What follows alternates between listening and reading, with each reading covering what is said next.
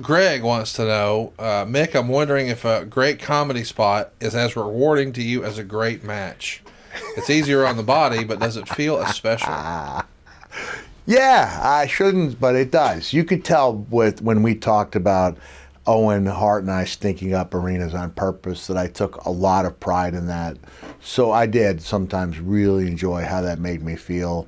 One of the dark matches that we used to have. This is when before Raw eventually became so big that it was the brand and the name selling tickets, Yes. not necessarily a couple of dark matches on it. Although they do still advertise dark matches, and I believe it was a cage in which I brought out Mr. Socko, and I think Stone Cold ended up taking Mr. Socko and throwing him into the cage.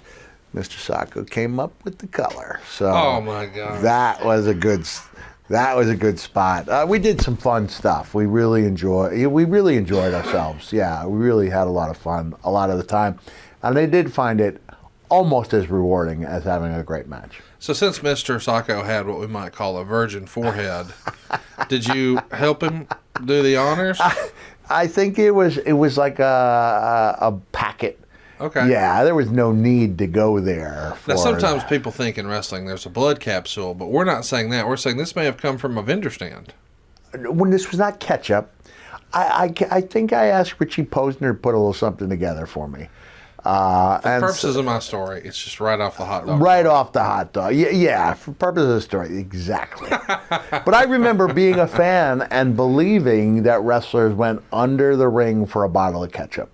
Really? That's like a lot of fans. Before Eddie Mansfield came out in 2020, in 1985, I was one of those fans who didn't know how it happened, didn't think it was real, even though you could see it pouring, and a blood capsule's not going to pour, neither is a packet of ketchup, but thought they might have a bottle of ketchup underneath the ring. From a strictly wrestling standpoint, I'm going to ask a question. Again, you answer from a strictly wrestling standpoint. How many times did you put the condom in your mouth?